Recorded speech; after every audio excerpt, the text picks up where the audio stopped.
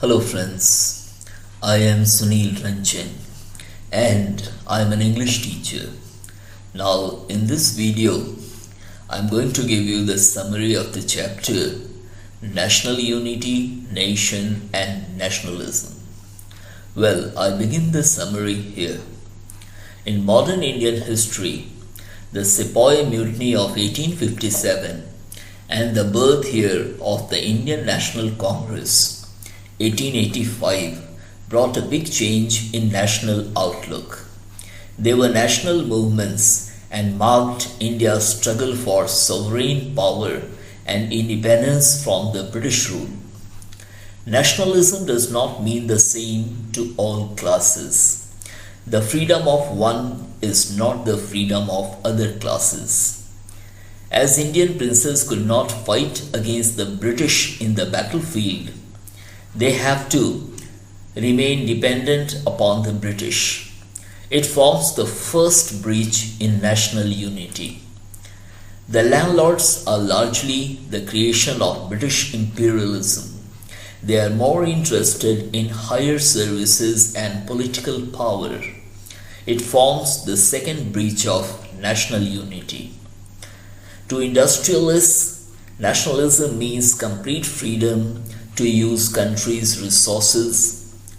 The Indian industrial class has grown under British imperialism and is completely at its mercy. Its growth in India has not resulted in benefits to the people.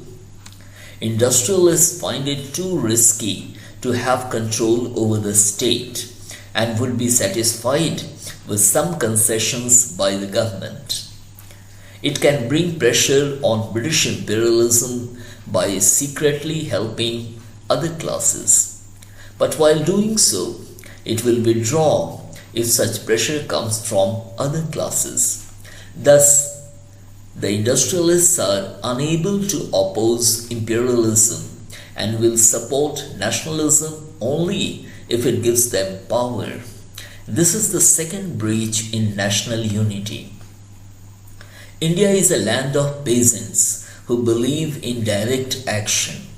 Indian nationalism should mean their freedom from exploitation by a brown or a white skin.